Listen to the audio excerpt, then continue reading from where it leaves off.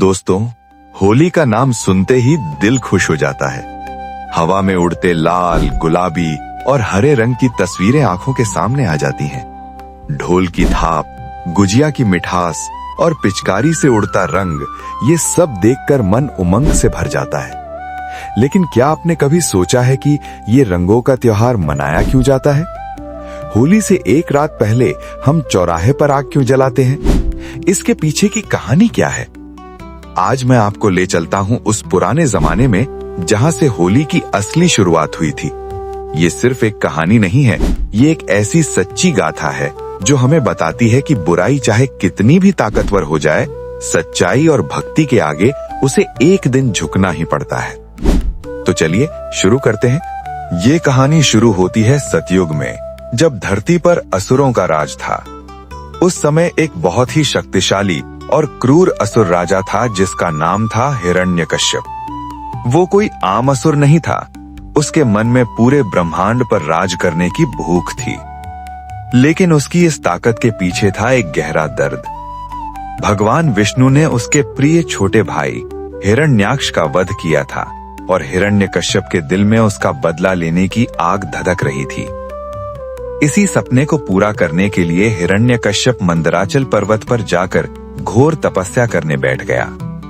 उसकी तपस्या इतनी कठोर थी कि वो सालों तक बिना खाए पिए एक पांव पर खड़ा रहा। दीमकों ने उसके शरीर पर घर बना लिया, चींटियों ने उसका मांस खाया और उसके शरीर से निकलने वाली तपस्या की आंच से तीनों लोक जलने लगे। आखिरकार ब्रह्मा जी को उसके सामने प्रकट होना पड़ा। ब्रह्मा जी ने जब उससे वरदान मांगने को कहा तो हिरण्यकश्यप ने बड़ी चालाकी से एक ऐसा वरदान मांगा जिसने उसे लगभग अमर बना दिया। उसने मांगा कि उसे न कोई इंसान मार सके, न कोई जानवर, न दिन में उसकी मौत हो, न रात में, न घर के अंदर, न बाहर, न धरती पर, न आसमान में, और न ही किसी हथियार से उसकी जान जाए। ये वरदान पाकर हिरण्यकश्यप का घमंड आसमान छूने लगा। उसने स्वर्ग पर हमला किया, देवराज इंद्र का सिंहासन छीन लिया और खुद को तीनों लोकों का भगवान घोषित कर दिया। उसने पूरे राज्य में फरमान जारी किया कि अब कोई भी विष्णु का नाम नहीं लेगा। जो भी विष्णु की पूजा करेगा उसे कड़ी सजा दी जाएगी। डर के मारे लोग विष्णु का नाम भूलकर हिरण्यकश्यप की पूजा करने लगे और धरती पर चारों तरफ अंधेरा छा गया। लेकिन दोस्तों, भगवान की लीला देखिए। जिस हिरण्यकश्यप ने पूरी दुनिया में विष्णु का नाम बंद कर दिया था, उसी के घर में, उसी के खून में एक ऐसा बेटा पैदा हुआ जो जन्म से ही भगवान विष्णु का परम भक्त था।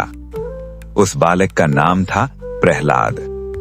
कहते हैं कि जब प्रहलाद अपनी मां कयाधु के गर्भ में थे, तभी देवर्षि नारद ने उन्हें भगवान विष्णु की भक्ति का ज्ञान दे दिया था। इसीलिए प्रहलाद बचपन से ही बहुत शांत, दयालु और भगवान की भक्ति में डूबे रहने वाले बालक थे। उन्हें असुरों वाले खेल पसंद नहीं थे। वे तो बस आंखें बंद करके नारायण नारायण जपते रहते थे। जब हिरण्यकश्यप को पता चला कि उसका अपना बेटा उसके सबसे बड़े दुश्मन यानी विष्णु का नाम जपता है, तो उसे बहुत गुस्सा आया। उसे ये अपनी बेइज्जती लगी। उसने प्रहलाद को कई बार समझाने की कोशिश की, डराया, धमकाया और गुरुओं के पास भेजा कि उसे असुरों की विद्या सिखाओ। लेकिन प्रहलाद की भक्ति टस से मस नहीं हुई। एक दिन हिरण्यकश्यप ने प्रहलाद को प्यार से गोद में बिठाकर पूछा कि बेटा, तुम्हें सबसे अच्छी बात क्या लगती है? प्रहलाद ने मासूमियत से जवाब दिया कि पिताजी, जो लोग संसार की माया मोह छोड़कर भगवान श्री हरि की शरण में चले जाते हैं, वही सबसे बड़े हैं। ये सुनते ही हिरण्यकश्यप का पारा चढ़ गया। उसने प्रहलाद को गोद से नीचे फेंक दिया और उसी दिन तय कर लिया कि इस बेटे को जीने का हक नहीं है। दोस्तों, अब शुरू होती है एक ऐसी कहानी जो सुनकर रूह कांप जाती है। एक बाप ने अपने ही मासूम बेटे को मारने के 7 अलग अलग तरीके आजमाए और हर बार भगवान ने अपने भक्त को बचा लिया। पहली बार हिरण्यकश्यप ने अपने सैनिकों को आदेश दिया कि प्रहलाद को राज्य के सबसे ऊंचे पहाड़ की चोटी पर ले जाकर नुकीले पत्थरों की खाई में फेंक दो। सैनिकों ने वैसा ही किया, लेकिन हवाओं ने प्रहलाद का रास्ता मोड़ दिया और वे जमीन पर फूलों की तरह सुरक्षित उतर गए। उन्हें एक खरोंच तक नहीं आई। दूसरी बार एक पागल और भूखे हाथी को प्रहलाद की तरफ छोड़ा गया। एक ऐसा हाथी जिसे दिनों से भूखा रखा गया था और जो जंजीरें तोड़कर चिंघाड़ रहा था। लेकिन जैसे ही वो हाथी प्रहलाद के पास पहुंचा, वो एकदम शांत हो गया और उसने अपनी सूंड से प्रहलाद के पांव छू लिए। तीसरी बार प्रहलाद को भूखे जहरीले सांपों से भरी एक अंधेरी कोठरी में बंद कर दिया गया, लेकिन वो सांप भी प्रहलाद के चारों तरफ सुरक्षा का घेरा बनाकर बैठ गए। चौथी बार उन्हें जहर दिया गया, इतना खतरनाक जहर कि देखने मात्र से ही आदमी मर जाए। लेकिन विष्णु की कृपा से वो जहर भी प्रहलाद के गले से उतरते ही अमृत बन गया। पांचवी बार असुर सैनिकों ने प्रहलाद पर तलवार, तीर और भाले से हमला किया, लेकिन हर हथियार उनके पास आते आते रुक गया। छठवीं बार प्रहलाद को एक बड़ी भारी चट्टान के नीचे दबा दिया गया, लेकिन वे तब भी मुस्कुराते रहे और उन्हें कुछ नहीं हुआ। सातवीं बार प्रहलाद को समुद्र में फेंक दिया गया, लेकिन समुद्र की लहरें भी उनकी रक्षक बन गईं और वे सुरक्षित वापस आ गए। हिरण्यकश्यप थक हार गया था, उसके पास अब कोई तरकीब नहीं बची थी। उसे समझ नहीं आ रहा था कि इस छोटे से बालक को मारा कैसे जाए। तब उसने अपनी बहन होलिका को बुलाया। होलिका कोई साधारण औरत नहीं थी, उसके पास एक खास वरदान था। भगवान ब्रह्मा ने उसकी तपस्या से खुश होकर उसे एक जादुई चुनरी दी थी। इस चुनरी की खासियत ये थी कि अगर होलिका इसे ओढ़कर आग में भी बैठ जाए तो आग उसे जला नहीं सकती थी। हिरण्यकश्यप ने होलिका को ये योजना बताई। उसने कहा कि तुम उस जादुई चुनरी को ओढ़कर प्रहलाद को अपनी गोद में लेकर जलती चिता पर बैठ जाओ।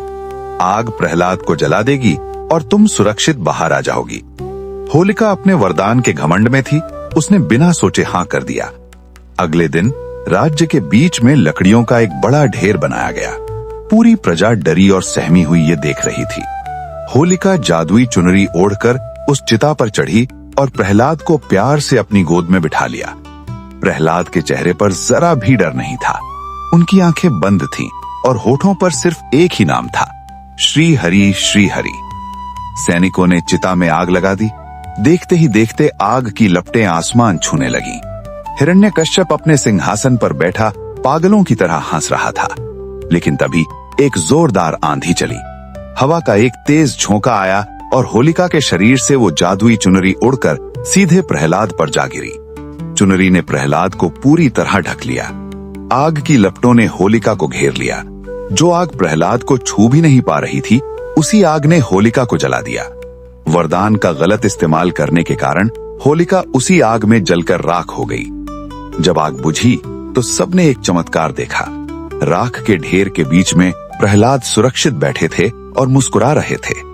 उन्हें आग ने छुआ तक नहीं था, यहाँ तक कि उनके कपड़े भी वैसे के वैसे थे। दोस्तों, होलिका का घमंड और उसका वरदान दोनों उसी आग में जल गए, लेकिन प्रहलाद की सच्ची भक्ति ने उन्हें बचा लिया। ये घटना पूरी दुनिया के लिए एक सबूत थी कि सच्चाई को कितनी भी बड़ी आंच दो, वो कभी जलती नहीं। इसी याद में हर साल फाल्गुन पूर्णिमा की रात को हम होलिका दहन करते हैं। ये आग हमें याद दिलाती है कि बुराई चाहे कितनी भी ताकतवर हो, अच्छाई और सच्चाई की हमेशा जीत होती है। इस आग में हम सिर्फ लकड़ियां नहीं जलाते, बल्कि अपने अंदर की बुराइयां, अपना अहंकार और अपनी नफरत भी जलाते हैं। तो दोस्तों, अगर प्रहलाद की ये कहानी आपको अच्छी लगी तो कमेंट में जरूर लिखें जय नारायण या जय नरसिंह भगवान। अब बात करते हैं रंगों की। होलिका दहन के अगले दिन हम रंग क्यों खेलते हैं? इसके पीछे है भगवान श्री कृष्ण और राधा रानी की एक बहुत ही प्यारी और मीठी कहानी। ये कहानी है द्वापर युग की, जब भगवान विष्णु ने खुद श्री कृष्ण के रूप में इस धरती पर जन्म लिया था। कृष्ण जी का रूप बेहद मनमोहक था, लेकिन उनका रंग सांवला था, एकदम सावन के काले बादल की तरह। वहीं दूसरी तरफ बरसाने में रहने वाली राधा रानी का रंग बिल्कुल गोरा था, एकदम चंपा के फूल जैसा। जब कृष्ण जी छोटे थे तो वे अपने दोस्तों के साथ अक्सर यमुना पार करके बरसाने जाते थे। वहां राधा रानी और उनकी सखियां खेलती रहती थीं। कृष्ण जी के मन में अपने सांवले रंग को लेकर एक मासूम सी शिकायत रहती थी, जो गोपियों की हंसी सुनकर और बढ़ जाती थी। एक दिन फाल्गुन के महीने में कृष्ण जी उदास होकर यमुना किनारे बैठे थे और पानी में अपना चेहरा देख रहे थे। उन्हें राधा रानी का गोरा चेहरा और गोपियों की हंसी याद आ रही थी। वे उठे और सीधे दौड़ते हुए यशोदा माँ के पास पहुंचे। यशोदा माँ आंगन में बैठी माखन निकाल रही थी। कृष्ण जी दौड़कर उनकी गोद में जा छिपे और मुंह फुलाकर बैठ गए। यशोदा माँ ने प्यार से पूछा कि क्या हुआ मेरे लाल, किसने रुलाया? कृष्ण जी ने उदास होकर कहा कि माँ, तू तो गोरी है, नंद बाबा भी गोरे हैं, बलराम दाऊ भी गोरे हैं और राधा भी गोरी है, फिर मैं ही इतना सांवला क्यों हूँ? जब भी मैं बरसाने जाता हूँ तो सब मुझे काला काला कहकर चिढ़ाते हैं। यशोदा माँ अपने बच्चे की ये मासूम शिकायत सुनकर हंसने लगी। उन्होंने कन्हैया को गले से लगाया और एक मजेदार सलाह दी। उन्होंने कहा कि अगर राधा का गोरा रंग तुझे इतना चुभता है तो तू खुद जाकर उसके चेहरे पर अपना मनपसंद रंग मल दे, फिर वो भी तेरे जैसी हो जाएगी, कोई फर्क नहीं रहेगा। कृष्ण जी की आंखें चमक उठी, उनके चेहरे की उदासी पल में गायब हो गई और वहां आ गई एक शरारती मुस्कान। माँ की ये सलाह उनके नटखट मन को बहुत पसंद आई। बस फिर क्या था, कृष्ण जी ने अपनी बांसुरी कमर में खोसी और जोर से अपने दोस्तों को बुलाया। सबने मिलकर जंगल से पलाश और टेसू के लाल नारंगी फूल तोड़े। उन फूलों को रात भर पानी में उबाला, जिससे एक खूबसूरत और खुशबूदार लाल रंग तैयार हुआ। साथ ही चंदन, केसर और गुलाब की पंखुड़ियों से पीला और गुलाबी गुलाल भी बनाया और दूर से रंग फेंकने के लिए बांस की पूरियों से पिचकारियां भी तैयार कर लीं। अगली सुबह कृष्ण जी अपनी पूरी टोली के साथ ढोल और मंजीरे बजाते हुए बरसाने की तरफ निकल पड़े। उधर बरसाने में राधा रानी अपनी सखियों के साथ यमुना किनारे बैठी थीं। उन्होंने नए सुंदर कपड़े पहने हुए थे और चमेली के फूलों से श्रृंगार किया हुआ था। उन्हें बिल्कुल अंदाजा नहीं था कि आज क्या होने वाला है। तभी हवा में बांसुरी की जानी पहचानी धुन सुनाई दी। अचानक पेड़ों के पीछे से कृष्ण जी अपनी टोली के साथ प्रकट हुए। इससे पहले कि राधा रानी कुछ समझ पाती, कृष्ण जी ने अपनी पिचकारी उठाई और राधा के उस गोरे चांद जैसे चेहरे पर लाल रंग की एक जोरदार धार छोड़ दी। छपाक! राधा रानी का पूरा चेहरा, उनके कपड़े और बालों में लगा गजरा सब कुछ लाल रंग में भीग गया।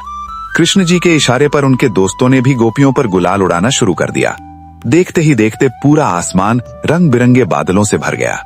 राधा रानी पहले तो हैरान रह गईं, लेकिन जब उन्होंने कृष्ण जी को हंसते और चिढ़ाते देखा तो उनका भी नटखटपन जाग उठा।